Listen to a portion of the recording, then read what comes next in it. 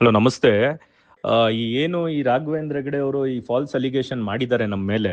So ಇದು actually utter nonsense. ಇದು ಏನಕ್ಕೆ ಅಂದ್ರೆ ಇವರು ಏನು 2018ರಲ್ಲಿ ನಮ್ಮನ್ನು ಬಂದು ಭೇಟಿ ಮಾಡಿರ್ತಾರೆ, ಅಡ್ವಾನ್ಸ್ ಕೊಟ್ಟಿರ್ತಾರೆ. ಅದಾದ್ಮೇಲೆ ನಾವು ಇವ್ರ ಕೈಗೆ ಸಿಗ್ತಾ ಇರಲ್ಲ ಅಂತ ಅಲ್ಲಿ ಇಲ್ಲಿ ಏನು ಇವ್ರ ನ್ಯೂಸ್ ಅಲ್ಲಿ ಇದನ್ನ ಕೊಟ್ಟಿದ್ದಾರೆ, ಮಾಹಿತಿ ಕೊಟ್ಟಿದ್ದಾರೆ. ಅದು ಕಂಪ್ಲೀಟ್ಲಿ ರಾಂಗ್ ಸ್ಟೇಟ್ಮೆಂಟ್ ಅದು. ಯಾಕಂದ್ರೆ 2018ರಲ್ಲಿ ಇವ್ರು ಬಂದು ಮಾತುಕತೆ ಮಾಡ್ಕೊಂಡು ಹೋದಾಗ ಒಂದು ಸೋಲ್ಜರ್ ಸಬ್ಜೆಕ್ಟ್ ಮಾಡಬೇಕು ಅಂತ ಹೇಳಿರ್ತಾರೆ. ಅದಕ್ಕೆ ಬಂದು ಅಡ್ವಾನ್ಸ್ ಕೊಟ್ಬಿಟ್ಟು ಹೋಗಿರ್ತಾರೆ 3,15,00,000. ಅದರಲ್ಲಿ ನಂದಿನಿ ಎಂಟರ್ಟೈನ್ಮೆಂಟ್ ಇಂದ 20 ಲಕ್ಷ ಬಂದಿರತ್ತೆ ಈ 3,15,00,000ದಲ್ಲಿ.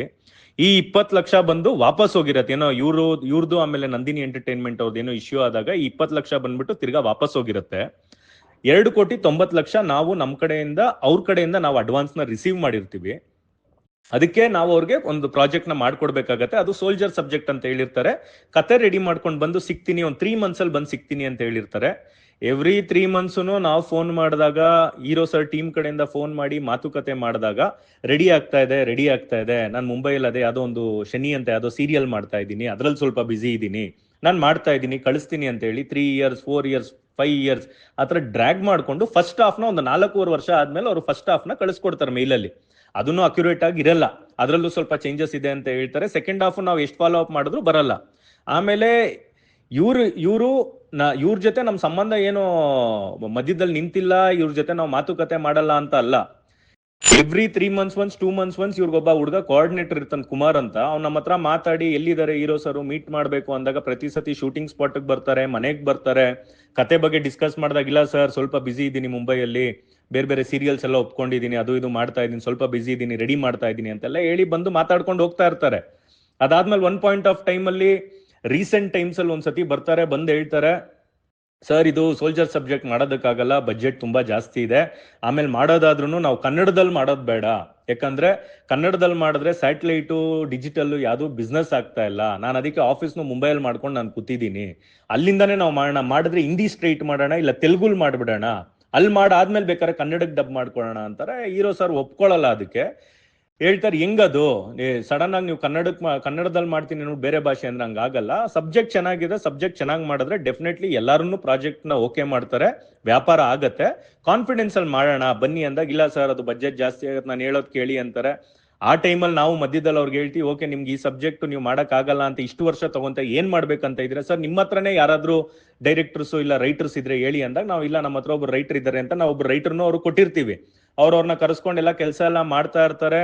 ಹಂಗಿದೆ ಸರ್ ಹಿಂಗಿದೆ ಸರ್ ನೋಡಿ ಸರ್ ನಾವು ತೆಲುಗುಲ್ ಮಾಡ್ಬಿಡೋಣ ಸರ್ ಅಂತ ಅವಾಗ್ಲೂ ಇನ್ಸಿಸ್ಟ್ ಮಾಡ್ತಾನೆ ಬರ್ತಾರೆ. ನಾವು ಒಪ್ಕೊಳಕ್ ಹೋಗಲ್ಲ. ಅದು ಮಾತುಕತೆಲೇ ಇರುತ್ತೆ, ಡಿಸ್ಕಷನ್ ಅಲ್ಲೇ ಇರ್ತಾರೆ, ರೆಗ್ಯುಲರ್ ಕಾಂಟ್ಯಾಕ್ಟ್ ಅಲ್ಲಿ ಇರ್ತಾರೆ. ಒನ್ ಫೋನ್ ಕಾಲ್ ಅವೇ, ನಾವು ಮಾಡಿದಾಗ ಅವರು ತೆಗಿತಾರೆ, ಅವ್ರು ಮಾಡಿದಾಗ ನಾವು ತೆಗಿತಾ ಇರ್ತೀವಿ, ಎಲ್ಲ ಅದೇ ತರಾನೇ ಇರುತ್ತೆ. ಜೂನ್ 28ನೇ ತಾರೀಕು ಅವ್ರು ಏನ್ ಮಾಡ್ತಾರೆ, ಬಂದು ನಮ್ಮನ್ನ ಭೇಟಿ ಆಗ್ತಾರೆ. ಸೌತ್ ಎಂಡ್ ಸರ್ಕಲ್ ಲಾ ಮಾರ್ವಲ ಹೋಟ್ಲಲ್ಲಿ ಅವ್ರು ನಮ್ಮನ್ನ ಬಂದು ಭೇಟಿ ಮಾಡ್ತಾರೆ.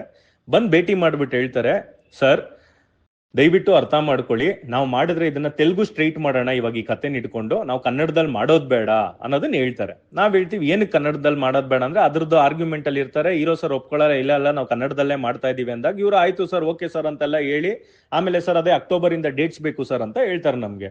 ನಾವು ಆಯ್ತು ಅವ್ರಿಗೆ ಡೇಟ್ಸ್ ಅಕ್ಟೋಬರ್ ಇಂದ ಅಕಾಮಡೇಟ್ ಮಾಡೋಣ ಅಂತ ನಾವು ರೆಡಿ ಇರ್ತೀವಿ. ಅಲ್ಲಿಂದ ಓಕೆ ಸರ್ ಅಂತೆಲ್ಲ ಮಾತಾಡ್ಕೊಂಡು ಹೊರಟು ಜುಲೈ 10ನೇ ತಾರೀಕು ನಮ್ಗೊಂದು ನೋಟಿಸ್ ಕಳಿಸ್ತಾರೆ, ಒಂದು ಫಾಲ್ಸ್ ಅಲಿಗೇಷನ್ ಮಾಡಿ, ನಾವೇನೋ ಅವ್ರು ನಮ್ಗೆ ದುಡ್ಡು ಕೊಟ್ಟಿದ್ದಾರೆ ನಾವು ಕೊಡ್ತಾ ಇಲ್ಲ ಮಾಡ್ತಾ ಇಲ್ಲ ಅಂತ ಏನೋ ಕಳ್ಸಿರ್ತಾರೆ. ನಾವ್ ಯಾವತ್ತೂ ಇಲ್ಲಿವರೆಗೂ ಅವ್ರಿಗೆ ನಾವು ಮಾಡಲ್ಲ ಅಂತ ನಾವು ಹೇಳೇ ಇಲ್ಲ, ನಾವು ದುಡ್ಡು ಕೊಡಲ್ಲ ಅಂತಾನು ನಾವು ಹೇಳಿಲ್ಲ, ನಾವು ಮಾಡ್ತೀವಿ ಅಂತಾನೆ ಹೇಳಿದೀವಿ. ಆದ್ರೆ ಒಂದು ಫಾಲ್ಸ್ ಅಲಿಗೇಷನ್ ನ ಮಾಡಿದ್ದಾರೆ. ನಾವು ಪೊಗರು ಆದ್ಮೇಲೂ ನಾವು ಅವ್ರನ್ನ ಕೇಳಿರ್ತೀವಿ, ರೆಡಿನಾ ಅಂದ್ರೆ ಇನ್ನೂ ರೆಡಿ ಇರಲ್ಲ ಅವರು. ಮಾರ್ಟಿನ್ ಆದ್ಮೇಲೆ ಓಕೆ ರೆಡಿನಾ ಅಂತ ಕೇಳಿರ್ತೀವಿ. ಅವಾಗ ಬಂದು ಅವ್ರು ಏನ್ ಹೇಳ್ತಾರೆ, ಹ್ಞೂ ಸರ್ ರೆಡಿ ಮಾಡೋಣ, ಅದೇ ನಾನು KP ಶ್ರೀಕಾಂತ್ ಅವ್ರ ಹತ್ರ ಮಾತಾಡಿದ್ದೀನಿ, ನಾನು ಉದಯ್ ಮೆಹ್ತಾ ಅವ್ರ ಹತ್ರ ಮಾತಾಡಿದ್ದೀನಿ, ಅದೇ ಕೊಲಾಬಲ್ ನಾವು ಮಾಡ್ಬಿಡೋಣ ಅಂತ ಆ ಮಾತುಕತೆಗೆ ಬರ್ತಾರೆ. ಚೇಂಬರ್ಗೆಲ್ಲ ಹೋಗಿ ಮಾತಾಡ್ಕೊಂಡು ಬರ್ತಾರೆ.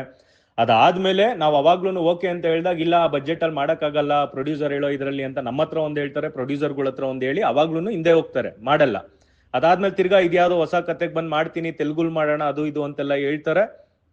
ಇಲ್ಲಿಂದ ರಿಟರ್ನ್ ಹೋಗಿ ಜುಲೈ 10ನೇ ತಾರೀಕು ಅವ್ರು ನಮಗೆ ನೋಟಿಸ್ ಕಳಿಸ್ತಾರೆ. ನಾವು ಅದಕ್ಕೆ ರಿಪ್ಲೈ ಮಾಡಿದೀವಿ. ಆಮೇಲೆ ಅವರು ನಮ್ಗೆ ನೋಟಿಸ್ ಕಳಿಸಿದ ತಕ್ಷಣ ನಾವು ಒಂದು 100 ಕಾಲ್ ಮಾಡಿರ್ತೀವಿ ಅವ್ರಿಗೆ, ಒಂದು 20 ಸತಿ ಫೋನ್ ಮಾಡಿರ್ತೀರಿ.